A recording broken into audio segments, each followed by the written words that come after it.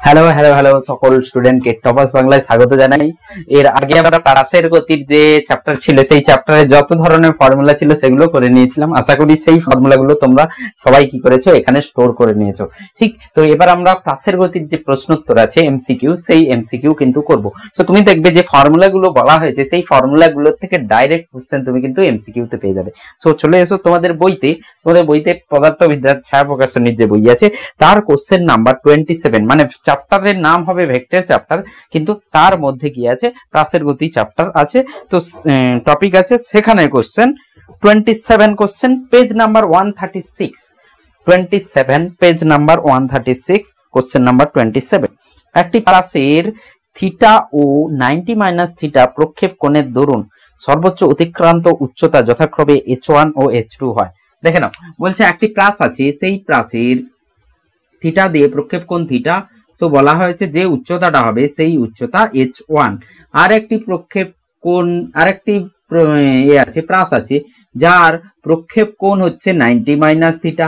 ওকে, তো তার যে উচ্চতাটা হবে সেই উচ্চতা কি হবে, h2 হবে।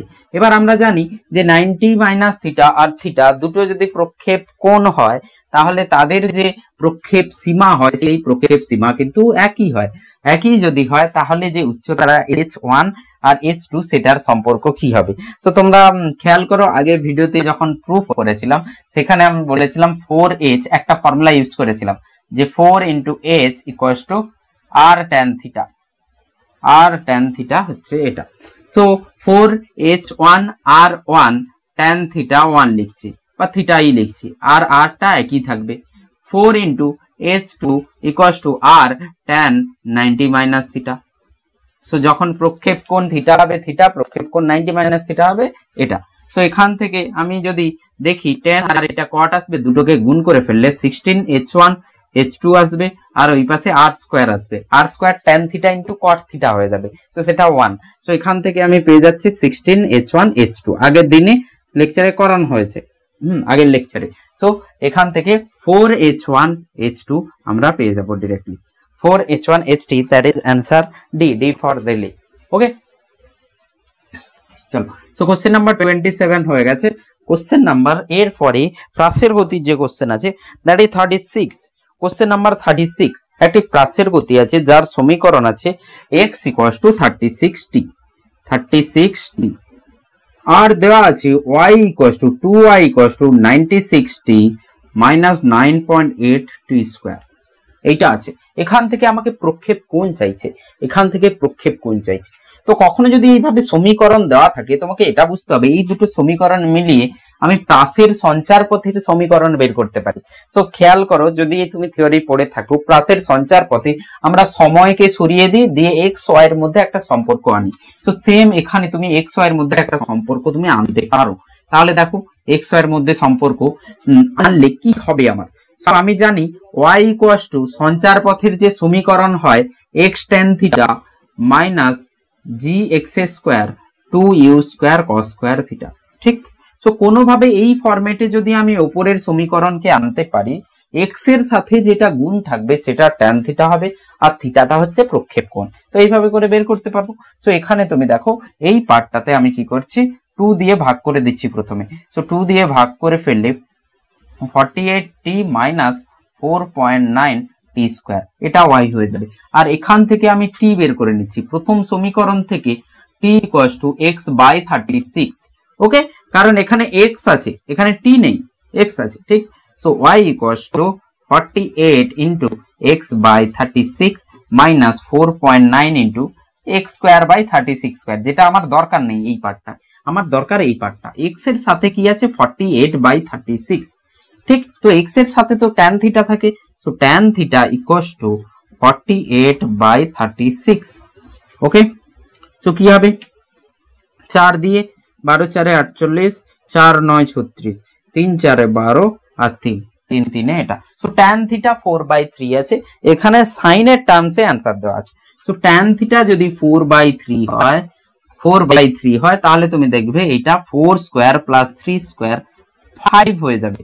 তো তাহলে আমার সাইন থিটা যেটা হবে, এইটা থিটা, সাইন থিটা যেটা হবে সেটা 4/5। তাহলে উত্তর হবে সাইন ইনভার্স 4/5, তাহলে থিটা হয়ে যাবে সাইন ইনভার্স 4/5। তো সাইন ইনভার্স 4/5 আমাদের অ্যান্সার হয়ে যাবে। So option A, option A. Okay, এই অপশন।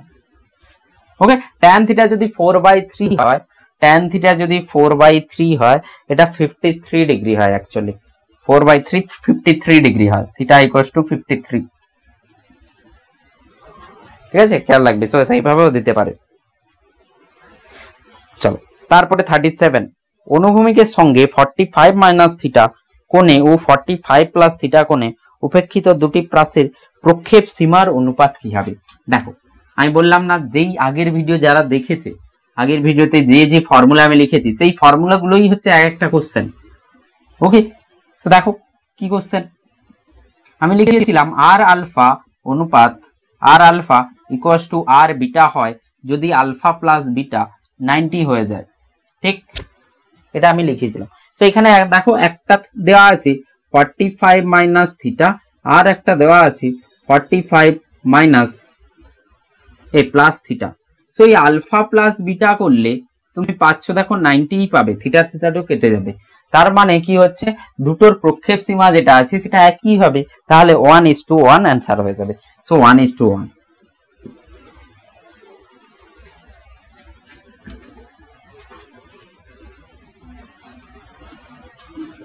ঠিক। কোশ্চেন 38, একটি প্রাচীর প্রক্ষেপ কোণের পরিবর্তন না করে শুধুমাত্র প্রক্ষেপ দ্রুতি 2% বৃদ্ধি করলে প্রাচীরটির সর্বোচ্চ উচ্চতা কত শতাংশ বৃদ্ধি পাবে? ওকে, কি করেছে কোশ্চেন নাম্বার 38-এ বলছে প্রক্ষেপ বেগকে 2% বাড়িয়ে দিয়েছে। প্রথমে যেটা আছে আমি ইউ ধরেছি, থিটা যেমন আছে থাকবে, সেখান থেকে এটা। ওকে, সো ইউ কে 2% বাড়ানো হয়েছে, ইউ কে চেঞ্জ হয়েছে, তো 2% বাড়িয়েছে। তো কোণের পরিবর্তন না করে প্রক্ষেপ দ্রুতি 2% কত শতাংশ এইচ বৃদ্ধি পাবে? সো এইচ এর সঙ্গে ইউ এর সম্পর্কটা আগে লিখে ফেলি। H equals to u square sine square theta by 2g, মানে u y square by 2g, u square sine square theta u y square by 2g। So এখান থেকে সো থিটাকে তো কোনোভাবে চেঞ্জ করেনি। সো এইচ হচ্ছে কার সমানুপাতিক হচ্ছে? এস সমানুপাতিক হচ্ছে ইউ স্কোয়ারে।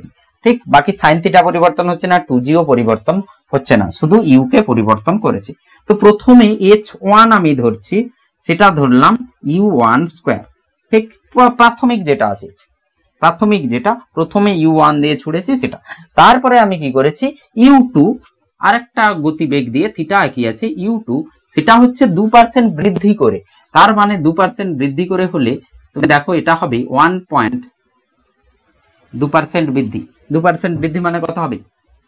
ইউ এর থেকে 2% বৃদ্ধি, সো 2/100 বৃদ্ধি হবে এটা। সো u1 প্লাস এইটা হবে 2% বৃদ্ধি, 2/100। ওকে, সো তুমি এখান থেকে দেখতে পাবে যে u1 ইন্টু 1.02 আসবে, 1.02, তাই তো 102.02, হ্যাঁ 1.02।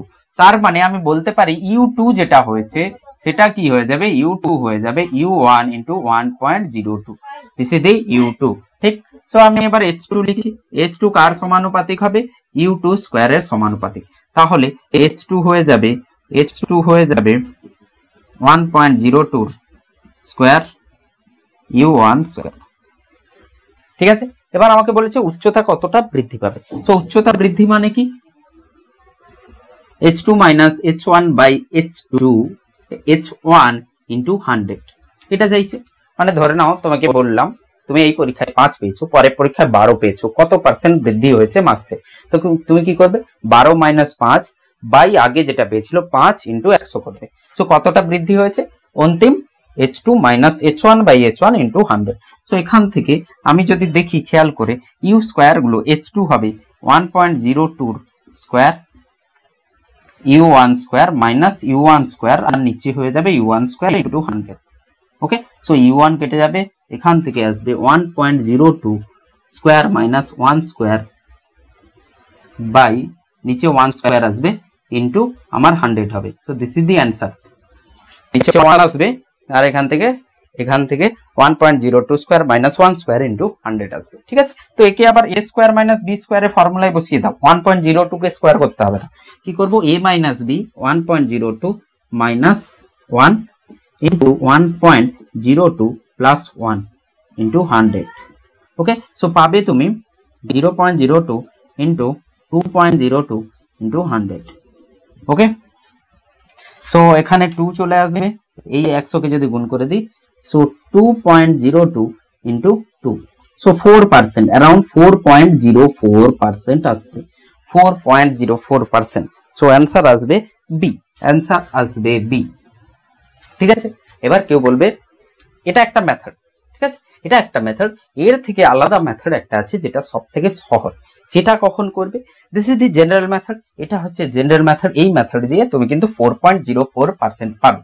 ঠিক, আর একটা মেথড আছে যেটা শর্ট ট্রিক, সেটা তখনই কাজে লাগবে যদি বৃদ্ধি কম হয়, খুব কম হয়, 5% এর নিচে যদি হয়, 5% এর নিচে যদি বৃদ্ধি বা পরিবর্তন যেটা দেওয়া আছে সেটা 5% এর নিচে হলে প্রায় কাছাকাছি অ্যান্সার তুমি পেয়ে যাবে।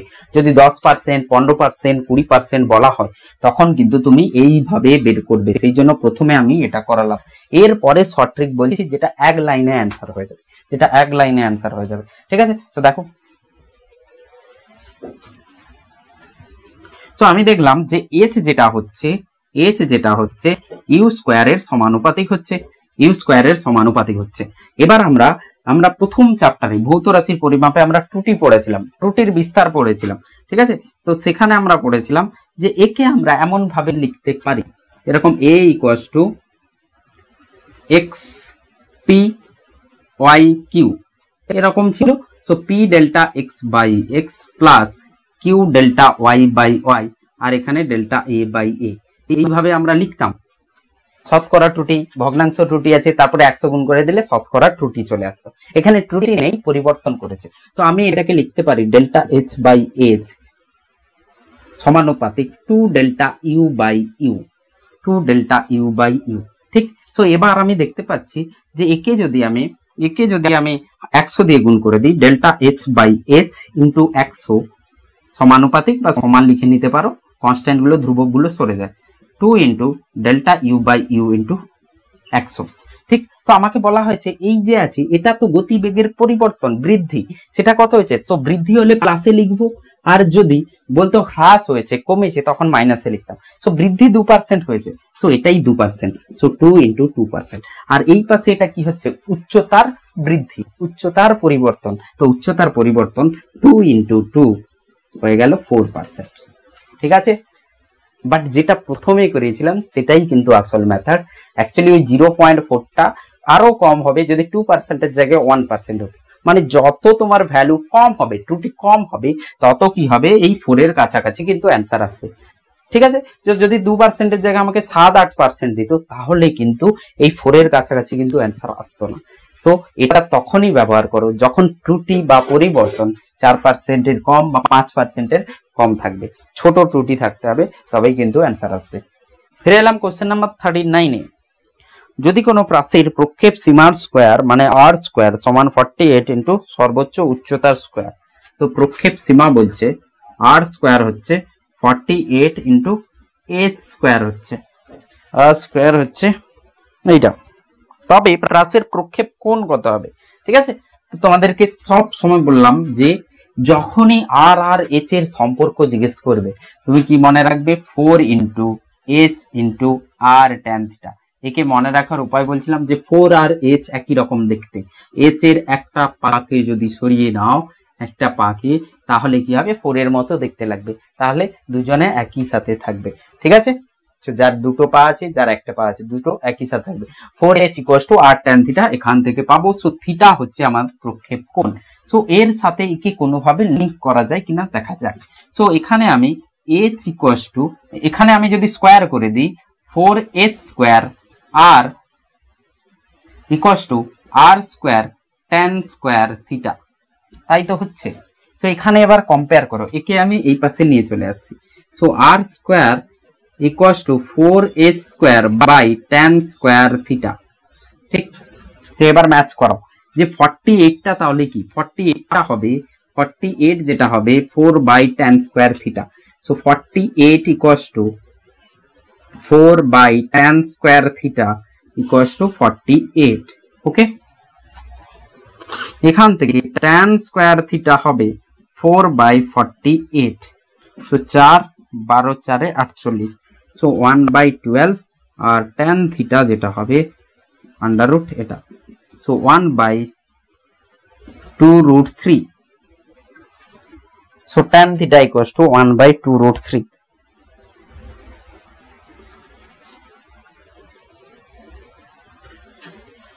(48) 4h equals to r tan theta. Okay, square করে দিলাম। ও সরি, স্কয়ার করলে এখানে 16 আসবে। ঠিক, স্কয়ার করলে 16 আসবে।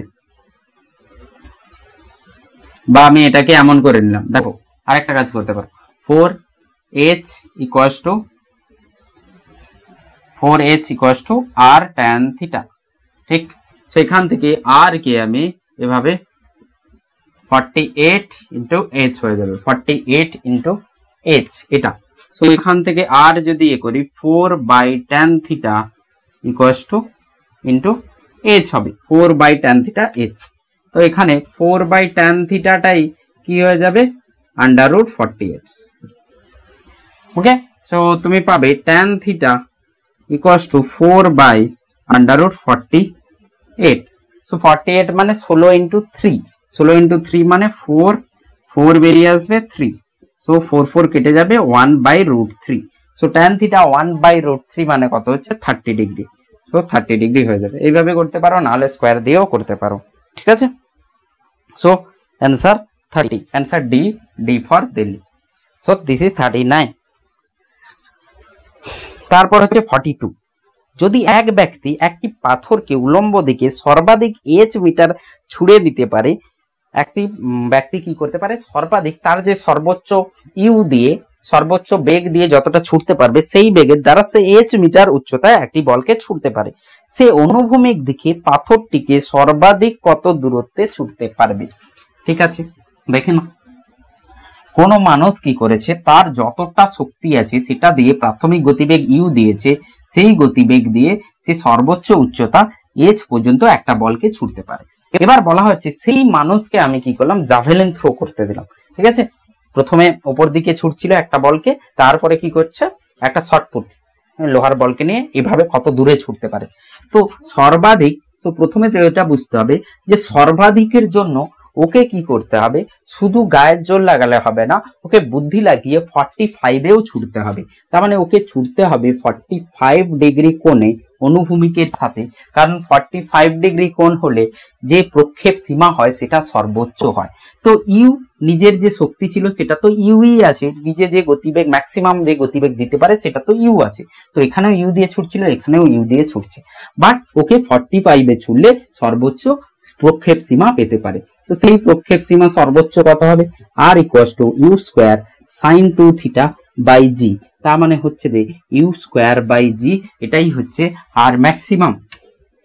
আর এখান থেকে আমি ইউ দিয়ে যদি ছড়ে ইউ এর সাথে এইচ এর যে সম্পর্ক আছে সেটা বের করে নিই। সো সর্বোচ্চ উচ্চতা হয় ইউ স্কোয়ার বাই 2জি, ইউ স্কোয়ার বাই 2জি হয়। তো একটা আমি পেলাম এটা, আর একটা সমীকরণ পেলাম R equals to u square by g. তো দেখতেই পাচ্ছি যে এই যে এখানে আছে h হচ্ছে দুটোর যদি আমি রেশিও নিয়ে নিই বা h কে আমি লিখতে পারি half u square by g. So u square by জিটাই তো আর হচ্ছে, so h equals to R by 2। তার মানে আর যেটা হবে 2h হবে, মানে ও যতটা ওপর দিকে যদি 10 মিটার ছুটতে পারে ও কি করতে পারবে 20 মিটার অনুভূমিকের সাথে 45 কোণ করলে ছুটতে পারবে। সো ডবল ছুটতে পারবে। That is option C, C for Chennai. Okay, question number 47।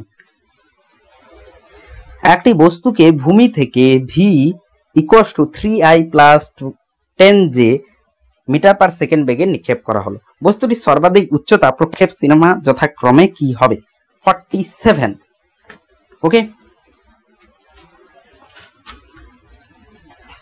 Question number 47। চলো, তো এখানে বলছে যে ভি যেটা হচ্ছে, যে গতিবেগ দিয়ে ছোড়া হয়েছে সেই গতিবেগটা হচ্ছে 3i cap plus 10j cap. 10j cap এই গতিবেগ দিয়ে ছোড়া হয়েছে, ঠিক আছে। এবার আমাকে বলছে যে সর্বাধিক উচ্চতা h চাই, r চাই, টাইমও যদি দরকার সেটাও আমরা বের করে নিতে পারবো। তিনটে জিনিস সহজেই আমরা বের করে নেব। আর এটা হচ্ছে WBJEE এর কোশ্চেন, খুবই সহজে এই কোশ্চেন সলভ হবে, ঠিক আছে। কেন, কিভাবে সলভ হবে দেখো, খুবই সহজে। আমরা এটা পড়েছিলাম যে সময় যেটা হয় সেটা হয় 2u/g, ঠিক একমাত্রিক গতিতে u/g হতো। আর প্রক্ষেপ সীমা যখন আমি ক্লাস করেছিলাম আমি বলেছিলাম এই ডাটাগুলো মনে রাখো, কোথাও কাজে লাগবে, তো সেটা এই সময় যেখানে এটা কাজে লাগবে, ঠিক। আর আর হবে 2ux/uy/g, h হয় uy²/2g। এবার দেখো, আর এর সাথে আমরা যে ফর্মুলাগুলো আগে পড়েছি, 2u sin θ/g, u আর হবে u² sin 2θ/g, এন্ড এখানে হবে u² sin² θ/2g। এবার তুমি ভেবে দেখো, এই ডাটাগুলো যদি মনে রেখে আমি কাজ করি তাহলে আমাকে প্রথমে থিটা বের করতে হবে, তারপরে ইউ বের করতে হবে। ইউ বের করা মানে √3² + 10², সেগুলো করে ভ্যালু বসাতে হবে, তারপরে অ্যান্সার বের করতে হবে। বাট এখানে সহজে বেরিয়ে যাবে কিভাবে, দেখো ইউ/ওয়াই তো আমাকে দেওয়া আছে 10, এটাই তো ইউ/ওয়াই। সো ইউ/ওয়াই হচ্ছে 10 মিটার/সেকেন্ড আর ইউ/এক্স হচ্ছে 3 মিটার/সেকেন্ড। এবার তুমি বলো, এই প্রত্যেকটা ডাটা আমি এখানে সহজে বসিয়ে দিতে পারবো। ওকে, তার মানে রিলেটিভলি খুব সহজ কোশ্চেন দিয়েছে WBJEE তে। যদি আমি এই পার্টটা জানি, এটা যদি কিছু সময়ের জন্য ভুলে যাই তাহলে লাইফ অনেকটা এই কোশ্চেনের জন্য কিছুটা তুমি স্বস্তি পাবে, খুব সহজে কোশ্চেন হয়ে যাবে। তাহলে দেখো t = হয়ে যাবে 2uy 10/g, g কে যদি 10 ধরা হয় তাহলে 2 সেকেন্ড বেরোবে। আর যেটা বেরোবে 2 × ux 3 × 10/10, তার মানে বেরোবে 6 মিটার।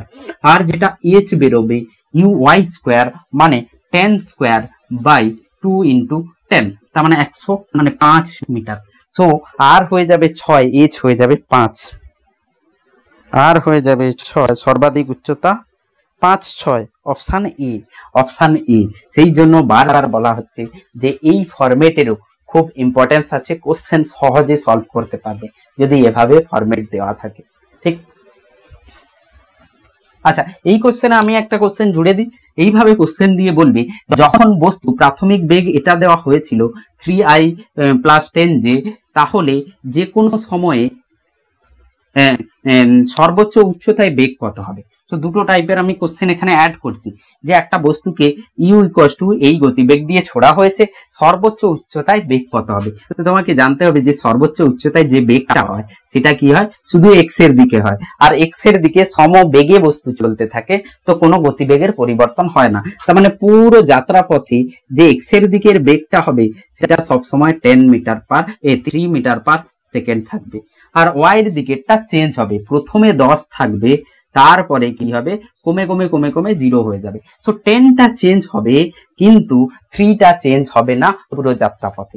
এবার আরেকটা কোশ্চেন বলবে, যখনই মাটিতে হিট করবে, মাটিতে সংঘর্ষ করবে, তখন যে বেগ হবে সেই বেগটা কত হবে। তো তখন যে বেগটা হবে, এ 10 দিয়ে উপর দিকে ছিল, 3 তো যেমন আছে থাকবে, 3-এ কোনো পরিবর্তন আসবে না। যা পরিবর্তন আসবে ওয়াই এর দিকের বেগের পরিবর্তন আসবে। তো প্রথমে 10 নিয়ে যখনই হিট করবে নিচের দিকে 10 মিটার/সেকেন্ড হবে, যখনই মাটিতে হিট করবে নিচের দিকে 10 মিটার/সেকেন্ড, আর এক্সটা তো ওটাই থাকবে। তাহলে অন্তিম যে বেগটা হবে সংঘর্ষের সময় মাটিতে, সেটা হবে 3i ক্যাপ - 10j ক্যাপ। মানে শুধু ওয়াই এর যেটা আছে, ওয়াই এরটা সাইন চেঞ্জ করে দাও, যদি নেগেটিভ হয় পজিটিভ করে দাও, পজিটিভ থাকলে নেগেটিভ করে দাও, তাহলে যে অন্তিম বেগটা হবে সেটা এটা হয়ে যাবে। বোঝা গেল? ছোট ছোট কোশ্চেন, খুব সহজ কোশ্চেন, খুবই এমসিকিউ এর জন্য পারফেক্ট কোশ্চেন। কোশ্চেন নাম্বার 49 চলে যাই। Question number 49, JEE Main 2013। ওকে, পারবে যেই মেন 2013 না, আমরা যে যে কনসেপ্ট পড়েছি সেই কনসেপ্টের বেসিসে করছি, আলাদা কিছু আনছি না, ঠিক আছে। সো 49, একটি প্রাসের প্রাথমিক গতিবেগ দেওয়া আছে I+2j, যেখানে I হলো অনুভূমিক তল বরাবর আর j হলো উলম্ব তল বরাবর, এটা তো সবাই জানে, একক ভেক্টর। যদি g 10 মিটার পার সেকেন্ড হয় তাহলে প্রাসটির গতিবেগের সমীকরণ কত হবে? আচ্ছা, গতিবেগের সমীকরণ চেয়েছে, দেখ এই কোশ্চেন কিভাবে করবে, যেই মেন্সের কোশ্চেন, আর তুমি পারলে কি হবে, কনফিডেন্ট বুস্ট হবে, আর তুমি এখান থেকে থিওরি, তুমি যেই থিওরি গুলো জানো সেগুলো থেকে হয়ে যাবে। সো প্রাথমিক গতিবেগ যেটা দেওয়া আছে, ইউ লিখছি আমি, ইউ ভেক্টর I+2j, এটাই দেওয়া আছে, I+2j দেওয়া আছে। এবার বলছে যে g10 প্রাসটির গতিপথের সমীকরণ চাই। গতিপথের সমীকরণ চাওয়ার জন্য y = আমার কি চাই, x tan theta minus u square, gx square u square cos square theta আর 2u square cos square theta. তো দেখো এটাকে আমি x tan থিটা মানে আমার প্রক্ষেপ কোণ জানতে হবে, সেই প্রক্ষেপ কোণ যদি হয়ে যায় তাহলে আমি এখানে বসিয়ে দেব। 2 হচ্ছে জি তো জানা আছে, x স্কয়ার আমাকে জানতে হবে না, আর 2u cos থিটা হচ্ছে ux স্কয়ার, দেখে নাও ux স্কয়ার, যেটা আমাকে অলরেডি দেওয়া আছে ux স্কয়ার। এখান থেকে আমি ux লিখতে পারি 1, আর uy হয়ে যাচ্ছে 2 metre per second, 1 metre per second, 2 metre per second, ux uy। তো এখানে আমি ux অলরেডি জানি, ঠিক। সো বাকি আমার কাজ হচ্ছে tan থিটা কোনোভাবে বের করে নেওয়া। সো gx স্কয়ার 2 × 1 স্কয়ার, ঠিক আছে। এবার কাজ হচ্ছে tan theta. So tan theta তো প্রক্ষেপ কোণ, প্রক্ষেপ কোণ আমি তো বেগ থেকে পাই প্রক্ষেপ কোণ, তাহলে এর যে কোণটা হবে এই ভেক্টর, সেই কোণটাই কি হবে, প্রক্ষেপ কোণ হবে। তাহলে tan থিটা = y/x হয় যে কোনো ভেক্টরের y/x, তার মানে 2/1। সো tan থিটা 2 হয়ে যাবে। সো এখান থেকে আমি পাবো x, এই যে সমীকরণ আছে 2x - gx square by 2। So এটাই সমীকরণ আসবে, দেখে নাও। সো অপশন একে যদি এদিক ওদিক করি, y এখানে আসবে y = 2x - gx square by 2। So 2y = 4x - 10x square. আচ্ছা 10টাও কেটে দিলেই তো হতো। y = 2x square - 5x square, g কে 10 ধরতে বলেছে। So option y = 2x - 5x square. So option B হয়ে যাবে, বি ফর বোম্বে। ওকে, দেখো এইভাবে লজিক জানলে তুমি যে কোনো এমসিকিউ কিন্তু সলভ করতে পারবে, তোমাকে কেউ আটকাতে পারবে না, ঠিক আছে। কোশ্চেন নাম্বার 52 দেখো, যেটা বলছিলাম আগে সেই কোশ্চেনই এসছে, কি প্রারম্ভিক অবস্থান এ তে একটি প্রাসের গতির বেগ দিয়ে দিয়েছে, ঠিক। বলছে অবস্থান বি তে বেগ কত হবে, যখন ওই গিয়ে কোথায় মাটিতে আবার যখন সংস্পর্শ করবে তখন যে বেগটা হবে কি হবে। তো সবাই বলে দাও, নিটে কোশ্চেন এসেছিল, ঠিক। সো 2i + 3j আছে, 2i + 3j আছে, এই বেগ নিয়ে বস্তুকে ছোড়া হয়েছে। বস্তু যখন হিট করবে, মাটিতে সংঘর্ষ করবে, তখন এর ওয়াইটা চেঞ্জ হবে, ঠিক। ওয়াই যদি চেঞ্জ হয় তাহলে কি হয়ে যাবে, 2i - 3j হয়ে যাবে, দিস ওয়ান, ঠিক আছে, 2i - 3j। তো খেয়াল রাখবে কোশ্চেন যখন সহজ হয় ট্রিক করতে থাকে কোশ্চেনে। মানে আমি যদি তোমাকে এখন বলি যে তুমি নিজেই বলো ফটাক করে যে ইউ যদি -2j ক্যাপ + 5i ক্যাপ হয়, তাহলে মাটিতে সংঘর্ষ যখন করবে তখন বেগ কত হবে। মাটিতে সংঘর্ষ যখন করবে তখন বেগ, তুমি মনে মনে ভাবো কি হবে, তুমি মনে মনে এটাই ভাববে 2i ক্যাপ - 5j ক্যাপ হবে, 2i ক্যাপ - 5j ক্যাপ হবে, এটাই মনে করবে। বাট আমি কি করেছি, i ক্যাপটাকে এই পাশে লিখে দিয়েছি, জেটাকে এই পাশে লিখে দিয়েছি, তার মানে এটা অ্যাকচুয়ালি হবে 5i ক্যাপ - 2j ক্যাপ। তো খেয়াল রাখবে কোশ্চেন ইজি করলে এইগুলো কি করে, এদিক ওদিক করে ফেলে। প্রথমে আমি জে লিখেছি, তারপরে আই লিখেছি, ঠিক আছে। তুমি সহজে টাইম কমাতে গিয়ে তুমি কি করবে, যে সবসময় যে তো এই পাশে থাকে, এটার মাইনাস করতে হয়, তো তুমি কি করবে, -5 করবে, অর্ধেকেই কি করবে, -5j ক্যাপ লিখবে, 2i ক্যাপ লিখবে। কারণ তুমি তোমার দেখে দেখে অভ্যস্ত, প্রথমটা আই হয় তারপরেরটা জি হয়। বাট আমি কি করেছি, ইন্টারচেঞ্জ করে দিয়েছি। তো কি হবে, 5i যেমন আছে থাকবে, 2টা কি হয়ে যাবে, -2j হবে। তো এই পার্টগুলো মনে রাখবে, ঠিক আছে। তো অপশন যেটা ওখানে দাঁড়াবে, option 2i cap - 3j cap, option A, ওখানে অপশন এ হয়েছে, ঠিক। লাস্ট কোশ্চেন আছে 54, আর কোনো প্রাসের গতির কোশ্চেন নেই। একটি প্রাসের ক্ষেত্রে কোন রাশিটির মান অপরিবর্তিত থাকবে? একটি প্রাস যদি হয় সেই প্রাসের কোন চলরাশি যেটা আছে সেটা অপরিবর্তিত থাকবে। So question 54। ওকে, সো প্রাস যদি হয় এখান থেকে এইভাবে, এর কিন্তু বেগ কিন্তু পরিবর্তন হবে, কারণ প্রথমে ইউ দিয়ে ছোড়া হয়েছে, এর মান কিন্তু ইউ মান যেটা হবে সেটা পরিবর্তন হবে, টোটাল ইউ এর মান পরিবর্তন হবে, কারণ এই দিকের ইউ এক্সটা ধ্রুবক থাকলেও ইউ ওয়াইটা একটু পরে গিয়ে চেঞ্জ হবে। আর যে কোনো টাইমের ভি কি হবে, যে কোনো টাইমে ইউ এক্সই থাকবে, বাট ইউ ওয়াইটা চেঞ্জ হয়ে ভি ওয়াই হবে। তার মানে underroot u x square plus v y square, যে কোনো সময়ের যে ভি হবে ইউ ওয়াইটা বদলাবে, ভি ওয়াইটা বদলাবে, কিন্তু এটা বদলাবে না। সো এটা যদি বদলায় অটোমেটিক্যালি ভি বদলাবে। সো ভি যদি বেগ, টোটাল বেগ বদলাবে, বেগ যদি বদলায় তাহলে ভরবেগও বদলাবে। সো বেগ আর ভরবেগ তো হবে না, ঠিক। গতি শক্তি, ভি যদি পরিবর্তন হয় গতি শক্তি কিন্তু পরিবর্তন হবে।